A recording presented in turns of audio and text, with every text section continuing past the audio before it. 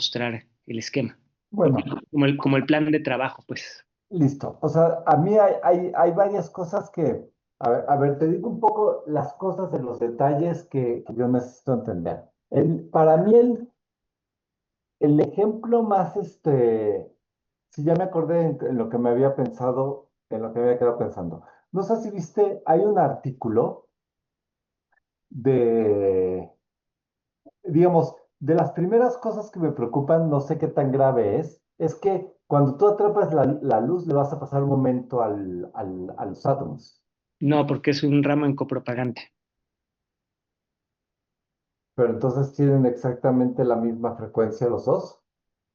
No, tienen una frecuencia distinta, pero la diferencia de momento es muy pequeña, es de Es un muy pequeña, está micro. bien, ahí está. Y la otra es, ¿cuánta luz vas a querer atrapar para que tenga sentido el mecanismo? Es decir, la idea sí en principio ideal, no le veo ningún problema.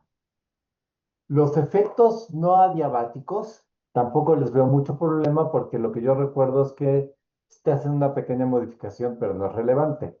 Pero el asunto es que tienes que atrapar, no sé, o sea, mi pregunta es, ¿qué cantidad de fotones tienes que atrapar para que puedas ver franjas que te den la resolución que necesites? Esa es para mí como la principal pregunta.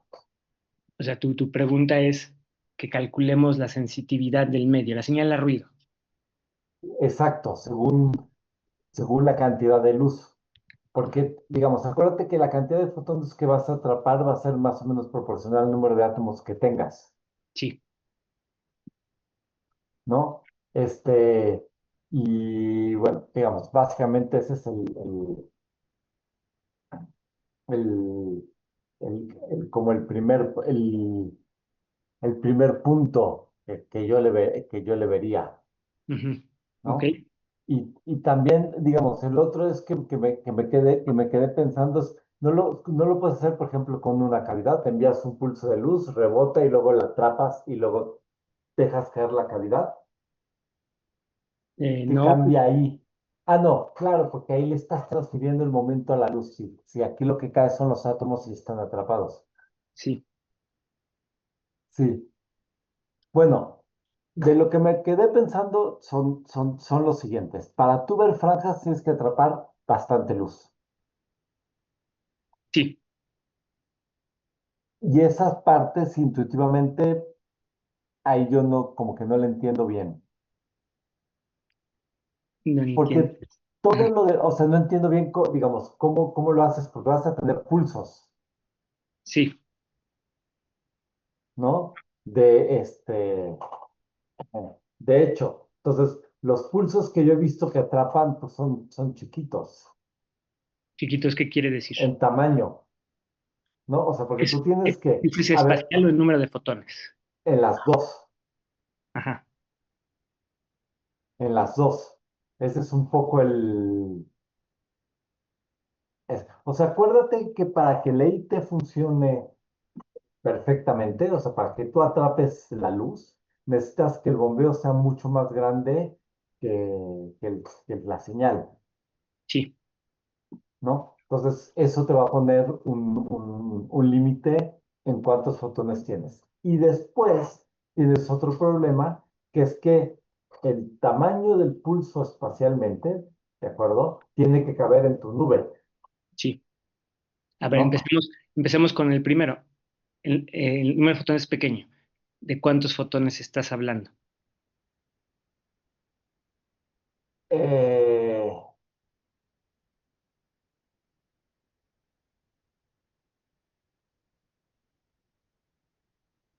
en experimentos actuales no me acuerdo. No me Pero acuerdo. estamos, No. o sea, si me dices, tiene que ver con el número de átomos que tienes. Pues, por ejemplo, si alguien utiliza una trampa magnetóptica, pues una trampa magnetóptica saludable tendría del orden de 1.000 millones de átomos, con lo No, cual, pero tú necesitas que todos los átomos actúen con la región de la luz. Sí, eso no es problema porque lo haces de 1 milímetro de tamaño y todos pasan por la nube. Y entonces, en ese caso, si tienes 1.000 veces menos fotones, pues estamos hablando de 1 millón de fotones. Ah, sí, eso sí. 1 millón de fotones es más que suficiente. O sea, cuando vienen de regreso, salen por la salida del divisor, digamos que la pones ligeramente desplazada para que puedas ver el haz transmitido del divisor al regresar y ver el haz reflejado y puedas entonces ir detectando, ya sea si quieres hacerlo a nivel de fotones o a nivel de fotocorriente, contarías cuántos fotones salieron por qué puerto, ¿verdad?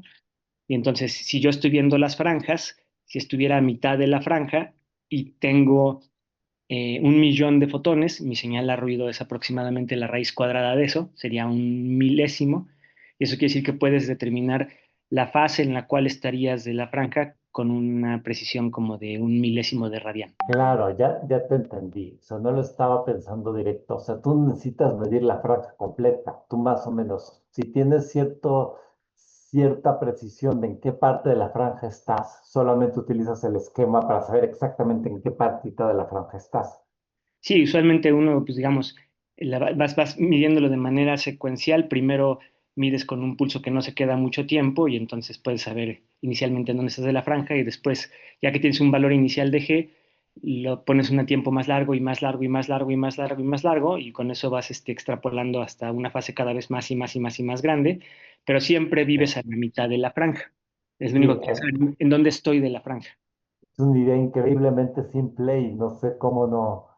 Eso resuelve gran parte de los problemas que yo tenía. O sea, no necesitas, solo necesitas medir un punto, o una Entonces, el punto regioncita sí. alrededor de un punto. Usualmente uno mide como dos, te paras de un lado de la franja y del otro, una cosa de ese estilo, pero sí, nada más necesitas en principio, idealmente, un punto, la mitad de la franja, por ejemplo. Ujú. Entonces, la idea es, tú haces tu trampa magneto-óptica en la parte de arriba, haces todo el proceso para atraparlo. No, haces la trampa magneto-óptica en la parte de arriba. Luego, apagas los láseres, ahí haces el proceso para atraparlos. Eso cae y lo liberas. Y en realidad lo único complicado desde el punto de vista como ingenieril es que vas a tener que ver todas las modificaciones que vas a tener en la franja porque tu nube se va a agrandar y ese tipo de cosas. Sí, pueden haber de coherencia, por ejemplo, si es lo que estás pensando, sí. Bueno, la nube se va a hacer más grande y además en principio, eso es algo que no entiendo. En la trampa, si tú haces tu trampa magnetóptica, la parte de abajo no va a tener más densidad que la parte de arriba. No, no, porque usualmente, o sea, digamos, sí tienes razón que en el extremo así de supersensibilidad, sobre todo si la trampa fuera de tipo conservativo, sí se Ajá. tendrían a asentar los átomos un poquito. Esta, para empezar, no es una trampa conservativa, es una trampa con disipación incluida, Ujú. pero es tan chiquita que la escala de energía gravitacional es súper despreciable comparado contra todo lo demás que esté ahí.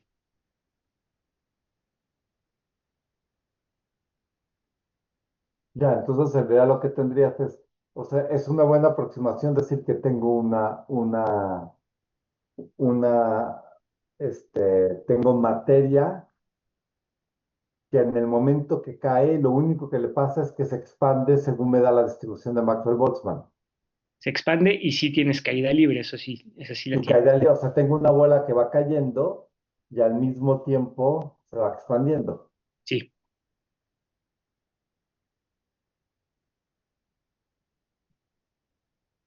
O sea, una cosa que nunca he estudiado es esa expansión que le hace al pulso.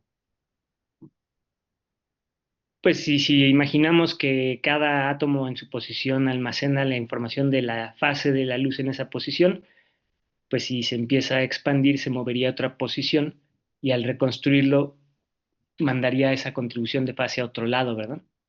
Entonces lo que va a terminar pasando es que vas a perder la coherencia, ir perdiendo la coherencia. Sí, sí. Y ya me acordé, espérate, y hay otro punto que ya me había acordado, que ya me había acordado, que en general a mí nunca me había importado, que es el siguiente. La fase, este, la fase del bombeo queda codificada en, digamos, cuando haces todo el proceso de atrapamiento, tienes el problema de cuál es la fase inicial del bombeo. ¿Del ¿Cómo bombeo, haces bombeo te refieres al probe, no, al drive? al coupling? Ajá. Ajá. O sea, tú tienes una fase.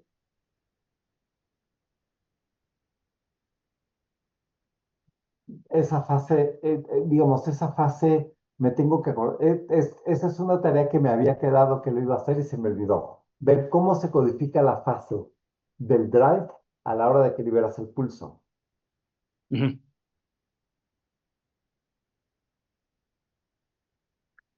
Me estoy intentando acordar.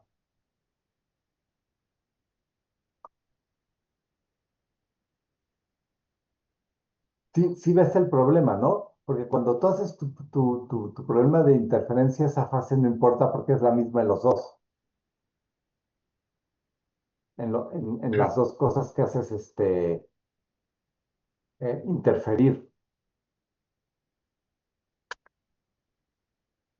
No, no, no, no, todavía no te cacho el problema.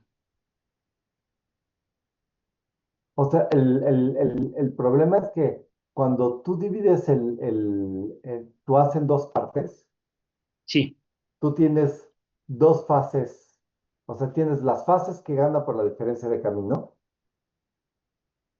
y en principio, si fue, digamos, déjame ponerlo, imagínate que todo eso es un problema de interferencia con dos láseres diferentes. Ujú. ¿Dónde está el mínimo o el máximo? Va a depender no solamente de la diferencia de camino, sino de la fase inicial de cada uno de ellos. Sí, pero en este caso provienen de un único láser, ¿no? En este caso provienen de un único láser, Ajá. pero tú haces el drive y el bombeo con el mismo láser, Lo que tienes es dos haces, que son los que van a hacer la transición lambda, pero entran al... vienen del mismo láser. Eventualmente tienen que estar amarrados en fase, sí, que lo más fácil es Eso, que vengan del mismo láser. ya, ya. Entonces los tienes amarrados en fase. Sí,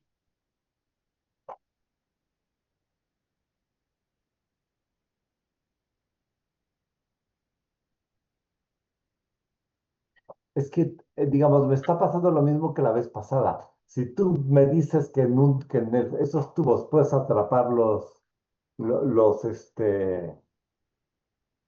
la luz y luego liberarla, o sea, yo no veo nada que pueda fallar en principio. excelente, de eso se trata.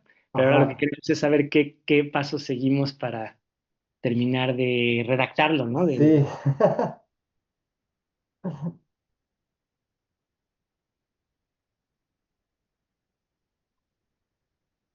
digamos, porque el efecto de la no adiabaticidad está en miles de papers. Agarramos un par y vemos.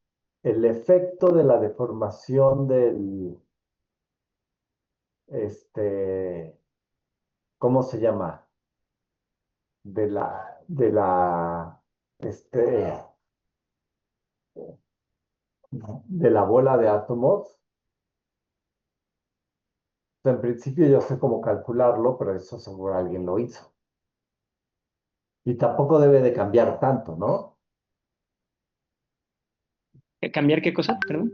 El tamaño de la bola. O sea, en el tiempo que cae y a la temperatura crece mucho, o sea, se expande mucho A qué distancia le la llamas mucho? molaza, ajá.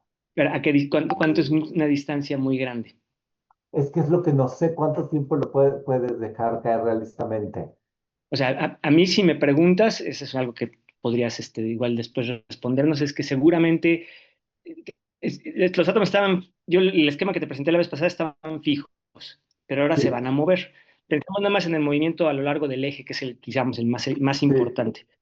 La pregunta es cuánto se tendría que mover un átomo para que entonces la reconstrucción después fallara, ¿no? La primera Sí, adivinanza que uno diría va a ser lambda, pero no va a ser lambda porque esta es una transición copropagante, entonces la lambda que aparece es la de microondas. Entonces, si a mí me sí, preguntas, mi sospecha es que los átomos se tienen que mover del orden de la lambda de microondas, que es en el caso de rubidio como unos, o lambda medios de microondas, que es como 2 centímetros.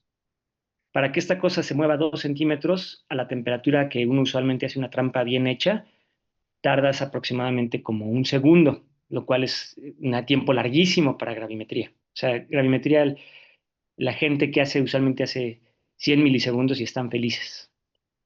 ajá. O sea, un segundo En un segundo, la velocidad típica de los átomos, debido a sus temperaturas, como 1 centímetro por segundo. por cerca, sí. Entonces, si lo que se tienen que mover para perder la coherencia son 2 centímetros, está bien, no tienes problema. Vas a aguantarla ahí un segundo sin problema. Pero eso depende de que lo que estoy diciendo sea cierto, de que este, el- la distancia que se tiene que mover sea la de microondas, la lambda de microondas.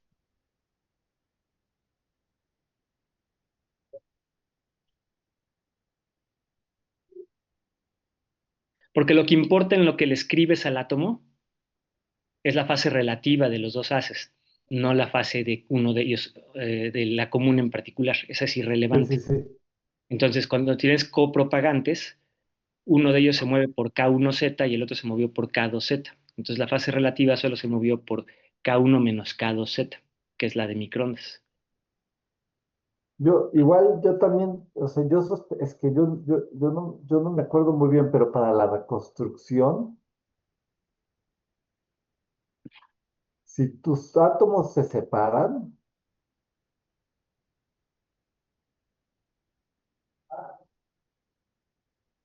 yo tampoco sé si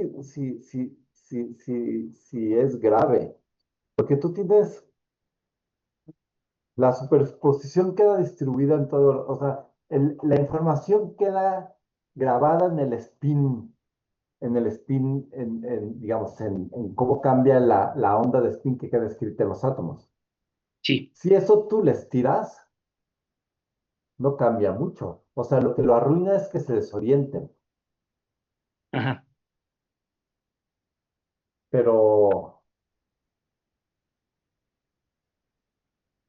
digamos, ese es para mí o sea, cuando tú, es que es algo que no había pensado. Cuando tus átomos se expanden, además de que se expanden, cambia la orientación de uno respecto al otro.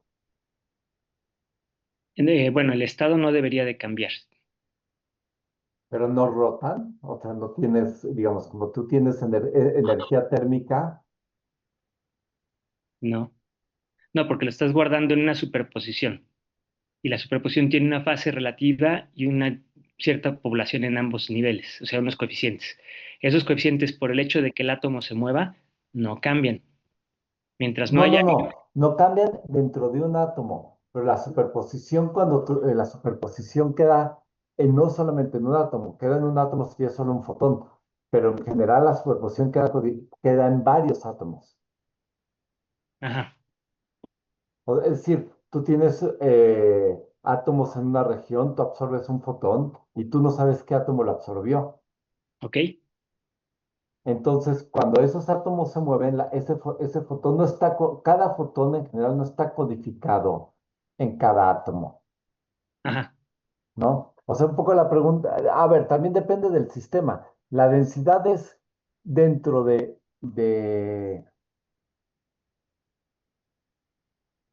sí, o sea, tú no sabes qué átomo absorbió el fotón, ok. Sí, creo que ya entendí mejor el problema. No te sé dar la respuesta, pero la respuesta rápida que yo daría es, hoy en día la gente ha hecho memorias cuánticas de qué, de cuánto tiempo han mantenido la información en una memoria cuántica. muchísimo, Antes muchísimo. no lo sé. Yo pensaría Sí, que tranquilamente ya han hecho cosas cercanas al segundo en átomos. sí, Eso quiere decir que la información sí se mantuvo, ¿verdad? por lo menos en un condensado. No, sí, pero en un condensado está muy frío. Sí, ahora uno podría hacerlo también en una trampa, que está también muy fría, quizás no tan frío como el condensado, pero si inclusive quieres que parezca todavía más frío la trampa, lo que siempre hacemos en gravimetría, y aquí se podría hacer también, es que les haces una transición Raman que seleccione una velocidad más delgada, una clase de velocidades, eliminas los demás, y tu sistema a lo largo de ese eje se comporta como un gas mucho más frío, 10 veces Pero más mi frío. pregunta es, ¿y no rotan los átomos uno con respecto al otro? ¿Pero a qué te refieres con que roten? Pues lo que yo tengo es un átomo, ¿no? Entonces, ¿qué mantiene digamos, el dipolo eléctrico del átomo no puede, o sea, además de moverse en 3D no puede rotar? Entonces, esa rotación del dipolo que estás diciendo, que sería más bien el Sí, dipolo magnético, el spin del átomo, rotaría porque tengas un campo magnético ahí. Pero mientras tú no tengas campo magnético, ese no tiene por qué moverse. El momento angular se conserva. no, el momento angular se conserva, pero tú tienes una distribución térmica. Cada átomo por sí solo se va a conservar. Ahora, ¿qué pase en el conjunto de esta excitación colectiva que tú le pusiste? Esa parte sí no sé.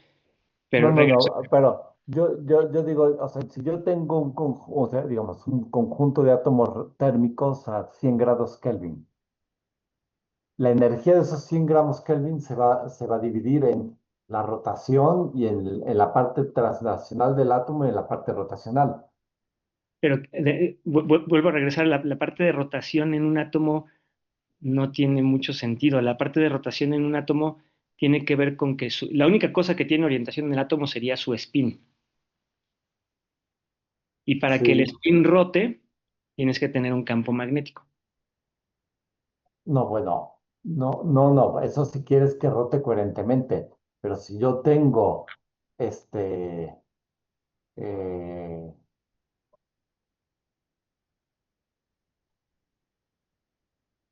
La dirección de este spin que yo estoy haciendo tiene que ver con la superposición que yo preparé. Si la superposición que yo preparé no cambia, este dipolo no cambia.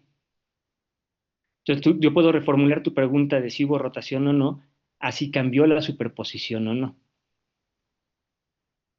Y la tú superposición, puedes.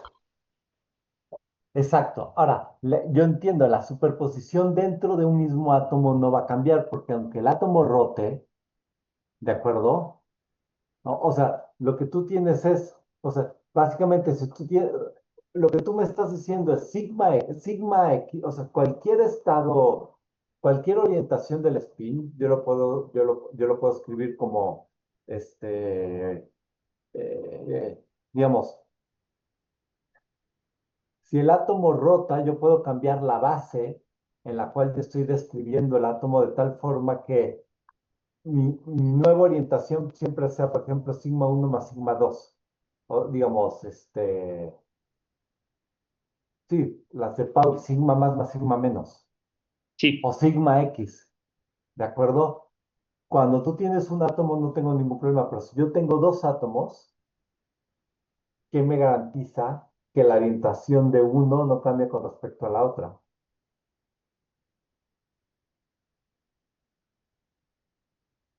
No sé si es que tu descripción de rotación de átomos es un concepto que me suena muy clásico, pero quizá déjame lo trato de responder de otra manera.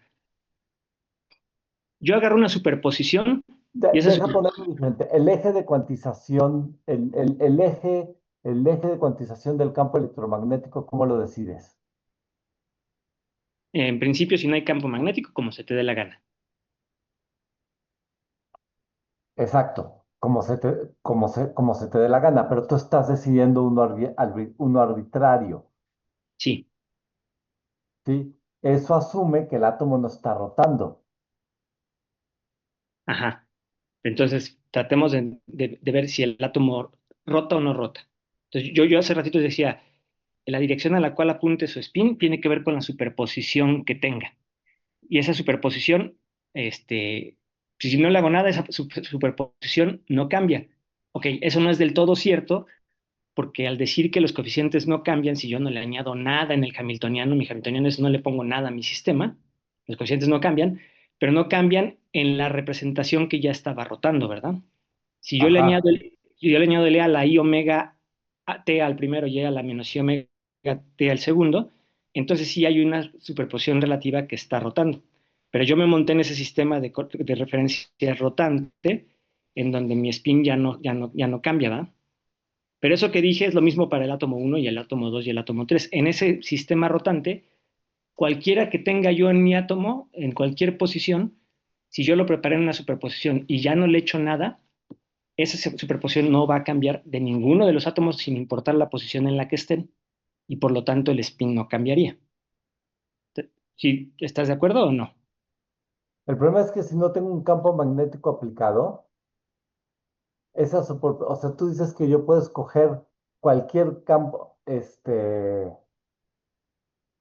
cualquier eje de cuantización, ¿cierto? Sí, Sin sí, embargo, a qué dirección apunta tu superposición va a depender de cuál eje de cuantización decidí. en ese sistema de referencia, sí. Pero la dirección física a la cual apunte el spin, esa es independiente de la base que yo escoja. Sí, eso sí, pero digamos,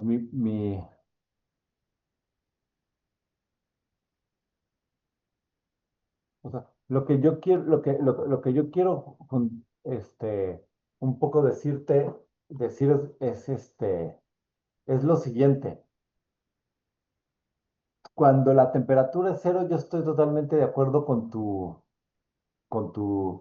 descripción. Pero una vez que yo escribí un momento magnético en el átomo y ese átomo está caliente, además de moverse translacionalmente, tiene que girar. Tú le estás queriendo pasar la energía térmica a algo que cause rotación.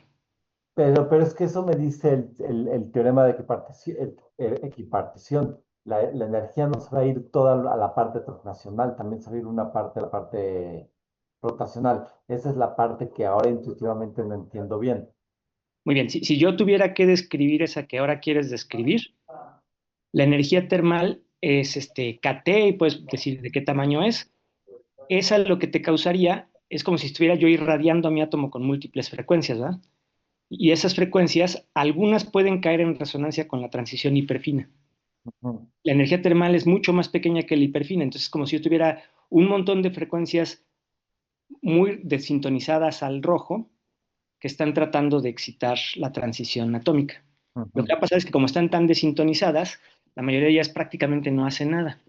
Lo que sí alcanzan a hacer esa radiación de que me estás hablando es inducir un corrimiento de luz que es el de black body radiation, pero no van a inducir muchas transiciones de un nivel a otro. Esas transiciones de un nivel a otro son las que cambiarían los coeficientes y son las que ahora sí causarían que esta cosa rotara, ¿no? Ujú. Entonces, a lo que quiero llegar es que la energía hiperfina es tan grande que ese grado de libertad de rotación está congelado. Ah, ahora eso sí lo entiendo.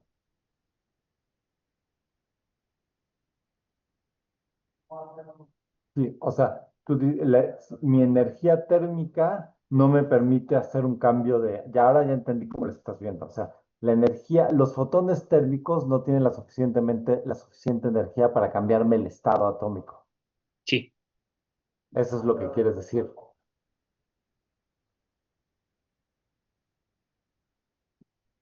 Bueno, pues es que no le veo ningún problema. Es que si funciona y después hay miles de calculitos que puedes hacer, porque tú no tienes por qué atraparlos. O sea, simple y sencillamente mueve la luz despacito.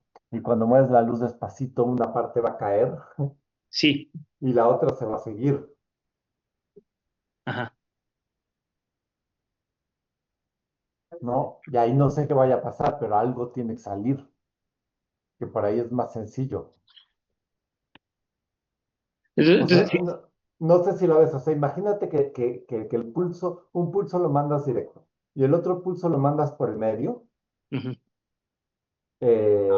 y simple y sencillamente haces luz lenta, Sí, continua. Entonces, una parte del pulso atrapa la luz y está continuamente cayendo exacto. y la otra parte va. Entonces es como si una parte del pulso viajara a la velocidad de la luz y la otra parte del pulso viajara en un medio que se va cayendo. Entonces creo que lo que acabas ahorita de describir es todos los puntos, pasos intermedios entre un extremo y otro, ¿no? En un extremo está el Exacto, gravímetro de luz, en otro extremo estaría esta que dijimos, y esta otra es la intermedia que cambiaría de manera gradual. Perfecto, eso deberíamos de terminar de ponerlo en firme, ¿no? exacto. Ok. Entonces, la contribución que vas a tener al final, vas a tener exacto, vas a tener un cambio de fase debido a que viaja más lento, ese es el gravímetro de luz, y un cambio de fase debido a que se movió físicamente el átomo hacia abajo, Ujú. con parte de la codificación de la luz. Esa va a ser afectado diferente, Sí. ¿no? Bueno. Perdón, me tengo que volver a sentar a pensar. O sea, ya me rompiste mis principales objeciones y entonces ahora no encuentro ninguna. Todo eso es bueno. Ok.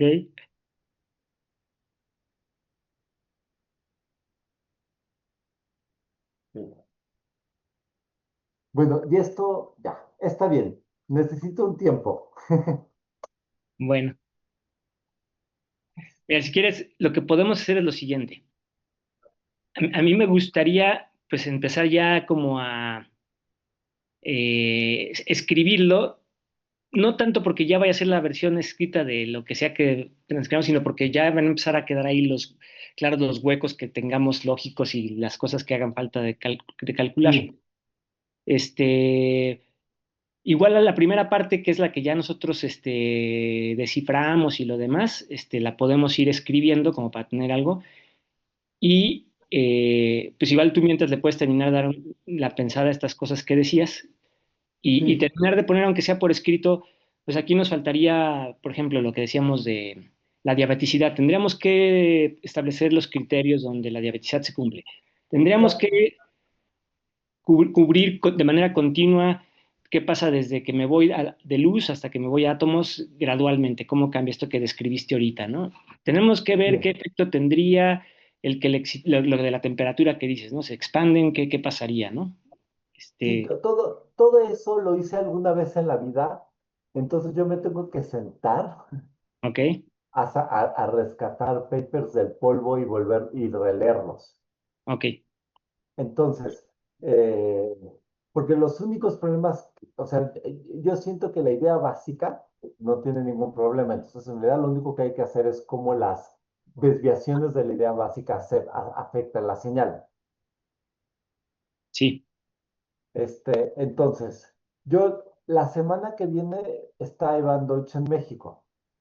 ah, ok, Entonces, va a estar miércoles y jueves. Entonces, el jueves no podría. ok, Pero la semana subsecuente hay una extraña combinación de que mis hijas van a la escuela, pero, pero la UNAM ya cerró, entonces yo puedo trabajar. ah, ya.